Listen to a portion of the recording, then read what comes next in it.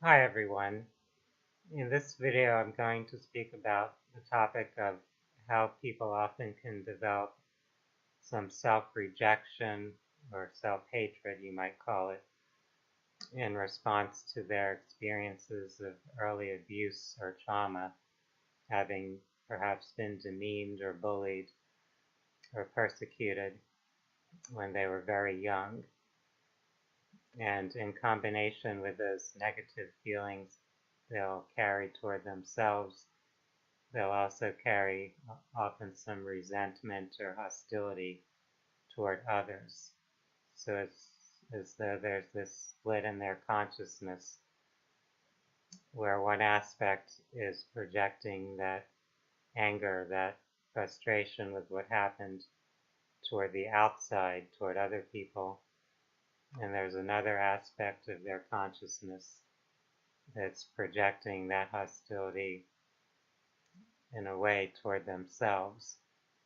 Although it could be that in a way they're taking in or absorbing the messages that were directed toward them when they were young.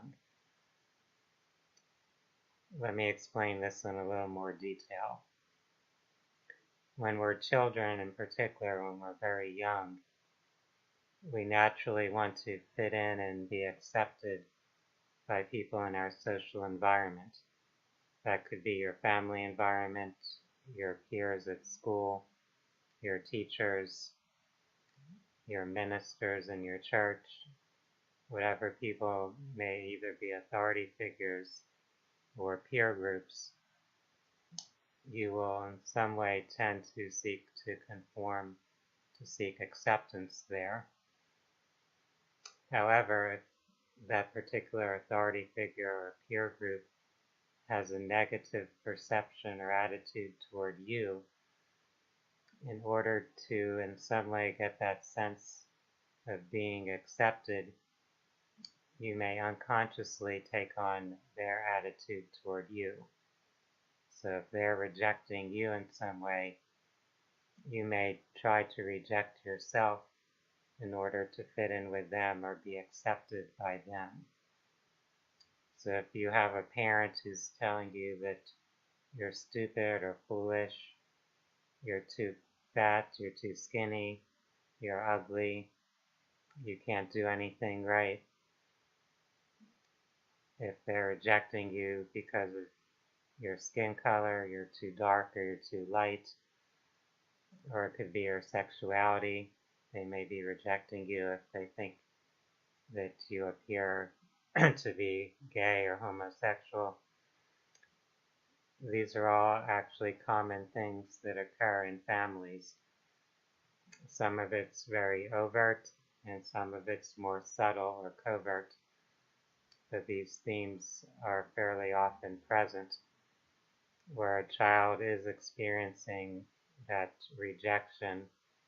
They're being demeaned or insulted or bullied.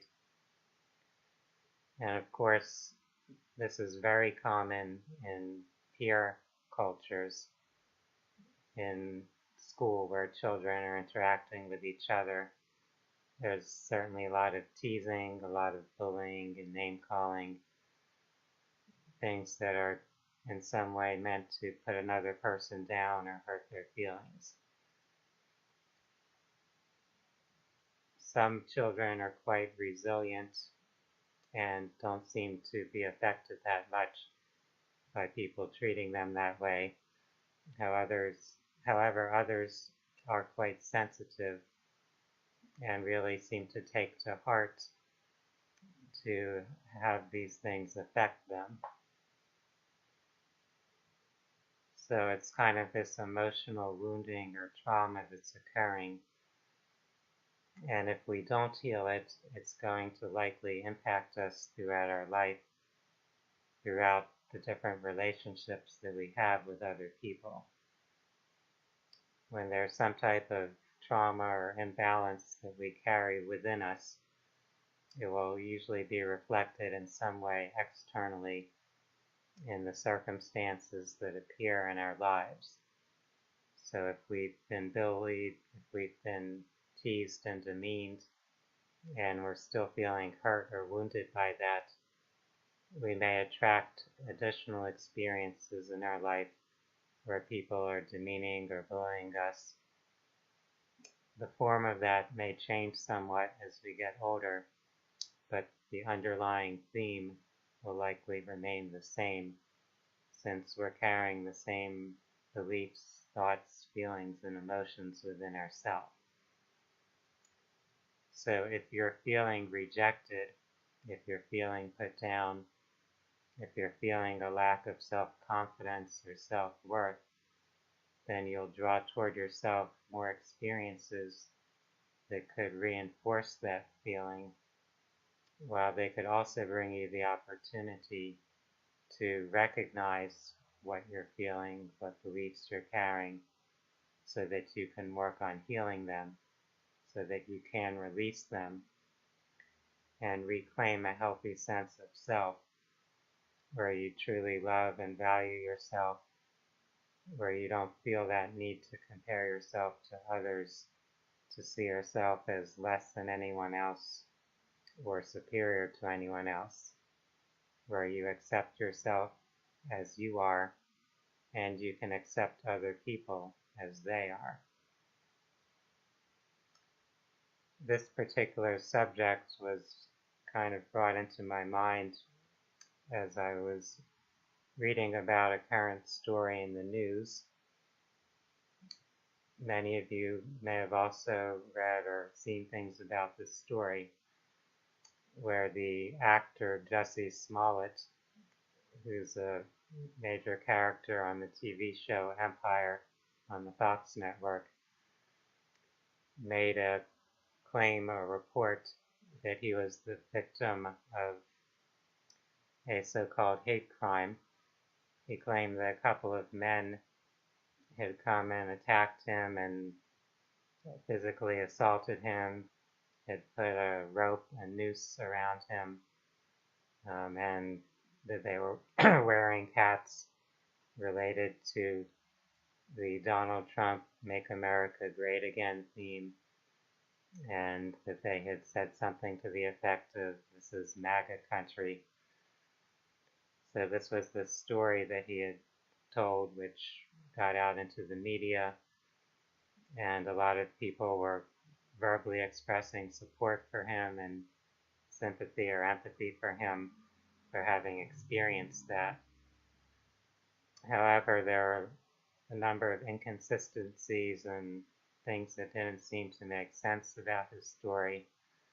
And as the police began investigating, they found that he was contradicting things he said earlier, that he was withholding some of the evidence that could be used to determine what actually happened. And eventually they found a couple of men who apparently were the supposed suspects, except those men were actually African American men who were acquaintances of this actor, and they told the police that this actor had actually paid them to play that part, to stage this supposed attack. So in a sense, it could be labeled a hoax hate crime. Many people would wonder, why would this actor do this? What would be the purpose or motivation here? What is the psychological process that could lead to someone doing such an irrational and really counterproductive thing? Jussie Smollett's an actor who is African American, and he's also gay. So it would be expected that in his life he's probably had a significant amount of experiences of being bullied, of being insulted or teased or persecuted in some way for his identity, whether it was for his skin color or his sexual orientation. So we each don't really know exactly what he experienced, but for people in our society, those types of experiences are quite common. and it's reasonable to suspect that he may have had those experiences in his youth, and in some way it affected his self-concept, his self-worth, the way he thinks and feels about himself, and also his reactions to other people. So prior to that particular event, the allegations of the hate crime, he had very publicly exhibited feelings or senses of hostility toward the president and supporters of the president who he would perceive as displaying hate or prejudice or bigotry. So that was this impression that he had of other people, whether there's accuracy or validity to his perceptions or not. He seemed somewhat preoccupied and emotionally invested in those beliefs and perceptions. So on one level, one could see how those beliefs, those emotionally driven views, could lead him to stage this type of incident. But of course, it would have to have something deeper than that surface level to really foster someone going to this length to do something this irrational and really damaging to his own believed cause or purpose. So as I mentioned earlier, a person who's been affected in that way by abuse or trauma, where it's impacted their self-concept, where other people exhibited rejection toward them, and they may have internalized that, feeling some sense of self-rejection. It's not easy or common for people to acknowledge that they have those feelings of self-rejection.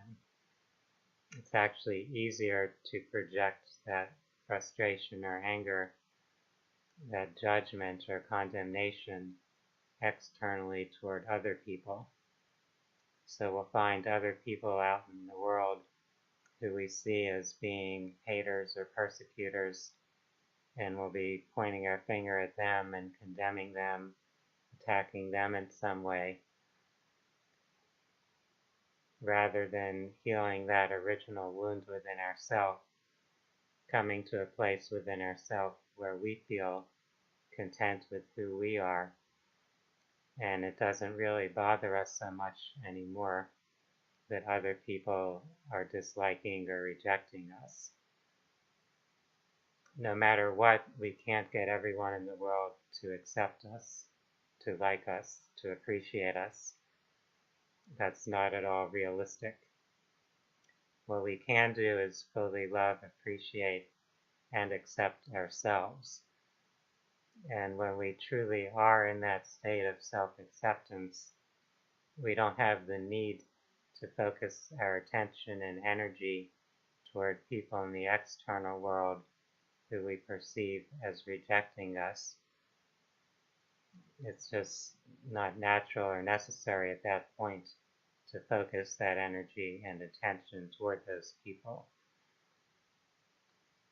We're likely not going to be able to change their minds or their attitudes. If we try to forcefully do so, we may just push them to become further entrenched in their hostile attitudes or beliefs. So in this case, this actor carried out an act that now a lot of people are upset with him about. People think that he was exhibiting hatred or mistreatment toward white people or toward supporters of President Trump. So in a way, he's become the very thing that he actually sought to denounce. He himself ended up carrying out something hostile or hateful. So this is kind of the end result of us not healing ourselves we may end up becoming the very thing that we abhor in others. We don't want to see hate or hostility or bigotry in others, but if we become consumed with our anger and our condemnation toward that, we may end up playing that role, acting it out, and continuing this cycle, this continual drama of anger, of rejection, of hostility, and so on. So I encourage everyone to have compassion and understanding for anyone who's caught up in these types of dramas, to realize that most of us as human beings have experienced some form of rejection, some form of abuse or mistreatment, and we have those wounds within us in some way impacting our interactions with the world, with other people, until we get to a point where we've in some way resolved that issue within ourselves, where we found our own inner peace, our own self-acceptance. This ultimately is a key to resolving these patterns. The solution isn't really doing something externally, trying to pass laws or trying to dictate to others what they should think, how they should act. It really starts with ourselves, with having that balance within our own being, with truly loving ourselves, recognizing ourselves as an expression or an extension of an ultimate divine intelligence, a creative source. Realizing that all of us are parts of that creative process, that creator's consciousness. So there's ultimately no purpose for condemning other people or rejecting them. We may choose to express our dislike or disapproval, you could say, of their actions, of things people are doing or saying, but not rejecting them as an individual, as a person, as a creative being. We recognize that everyone has the free will to experience life, to explore this system of feedback, where our thoughts, our feelings, our emotions, and beliefs are being reflected to us through external circumstances. If we're not happy with what we perceive externally, we can start to make things shift by working internally, by transforming our own consciousness, by being the expression of peace, of love, of balance and harmony. I hope that this discussion gives each of us some insight, some understanding of these issues, so that we're not too impulsive, too quick to rush to judgments about things, to be emotionally charged up about them. It's better to pause and reflect, to look at ourselves and others with compassion, with understanding, with the desire that each of us can grow and evolve and reconnect with our source, become more in harmony with our deepest essence, with who we truly are. So I appreciate each of you for taking your time to view this video. I hope that there is something of value you have gotten from this talk. For those that are interested in holistic health, in spirituality, in well-being, I invite you to consider viewing more of my YouTube videos, which cover a wide range of topics. And you could also visit my website at phinsights.com. That's phinsights.com. ghts.com, where you'll find information about the healing resources I facilitate and other information about holistic wellness.